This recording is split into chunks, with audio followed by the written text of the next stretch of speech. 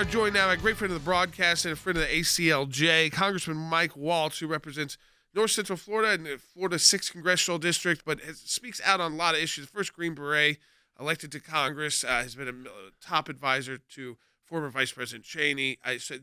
Someone who's got a lot of expertise. And, of course, the China issue is so front and center. And, Congressman, you picked up on an issue we've been working on at the ACLJ and through our C4 as well, ACLJ Action, Congressman Waltz, and that's what's happened in places like North Dakota, where a Chinese company is in the process of trying to buy about 300 or so, 390 acres of land, happens to be very close to a military base, and could be a place where they easily spy, basically, for not a lot of money either, but a few hundred acres. And we're seeing this across the country, including in your home state. Yeah, no, that's right. They're not only doing it in North Dakota, they're doing it, as you said, across the country. They just bought several thousand acres in Texas, also right outside one of our more sensitive military bases. So their ability to move into some of these more impoverished areas of the country and just buy up huge tracts of land is one issue, as it pertains to spying on our military. But I think the bigger issue is their investment into farmland and into the U.S. food supply so that they can control it. They have already bought the largest pork processing plant in the country. This tract in North Dakota, they plan to build another grain processing plant. And this is part of China's what they call the Made in China 2025, which is to not only bring their supply chains internal, but to create global dependency so that they can choke these supply chains off in terms of any type of geopolitical conflict. They've done it with our pharmaceuticals. Yep. We no longer make penicillin in this country. They can choke that off. We can't let them do that to our food supply as well. Congressman, I view the situation with China buying the agricultural land, in addition to, like you said, to the intelligence gathering, which, of course, is dangerous enough as it is, right? I mean, there's no question. But the ability to control our food supply is, to me, a national security threat of the highest order. Yeah, it absolutely is. And my question is, what the hell is the Biden administration doing about it? I mean, they're looking at dropping tariffs and making it easier for Chinese investment to come in. It's not just our food supply. It's not just our pharmaceuticals. The progressive left is driving us to this with this green economy ideology. Well, guess what? Guess who makes 90% of the world's solar panels, 70% of the world's wind turbines, and controls the global lithium supply for batteries? China, China, and China. So this is, you're right, this isn't just a jobs issue or even a human rights issue. It's an absolute national security issue, and we need to wake the hell up as a country.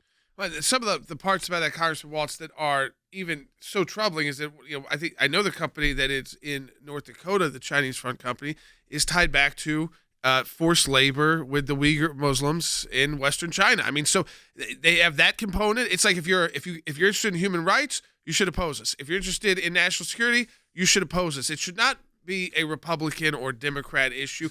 Are you feeling that on Capitol Hill, though, at all? I mean, because it feels like, because you said some of the policies, like the Green New Deal, but also are Democrats waking up to just how serious this threat is at so many different levels right here at home? The short answer is no.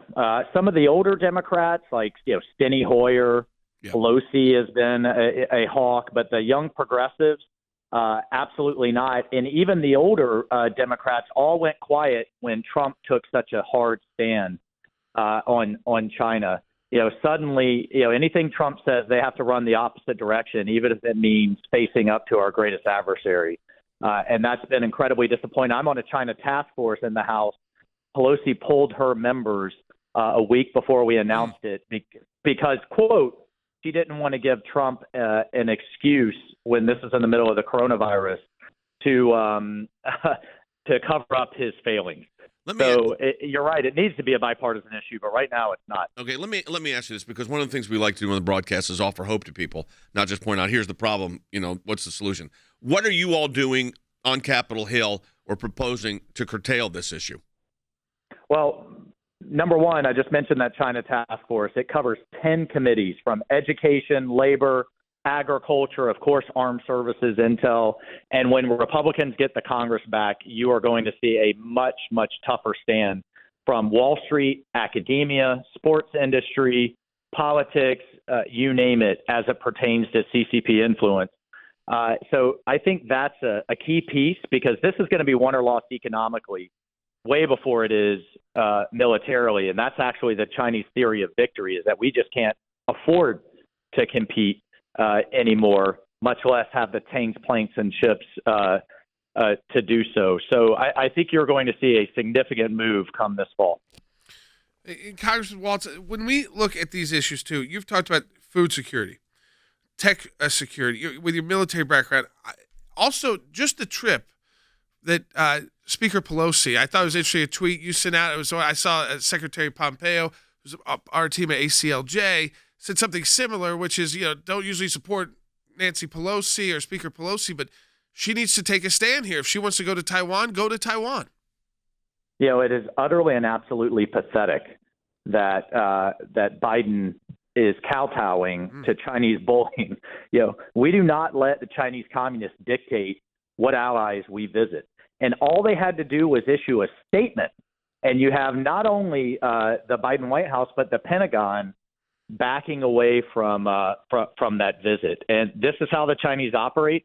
And they will continue to encroach, eat away, to bully, create dependencies until they achieve what Chairman Xi has said he wants to achieve, which is global Chinese dominance as the sole superpower, and replace the American dream with the China dream. I mean, they're telling us what we're going to do, what they're planning on doing, and we're playing right into their hands. So yeah, I support her going. She absolutely has to go. And then what message does it send to our allies, Japan, South Korea, Australia, and others?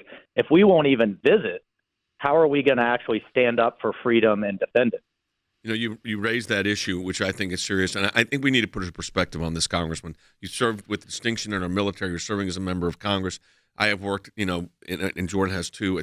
We've worked with the executive branch, obviously. In other contexts, we've worked closely with Congress.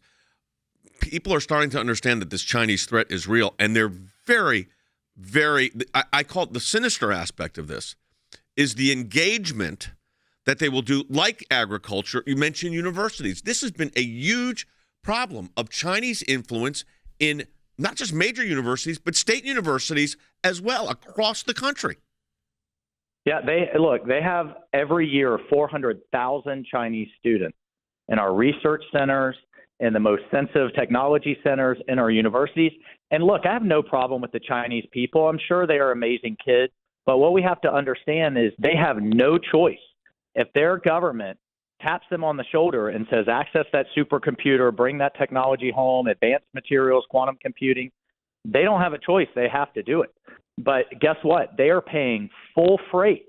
And these academic institutions are completely addicted to it. And then on top of that, the Chinese are pouring money into their endowment. One of the largest recipients is the University of Pennsylvania that houses the Biden Center.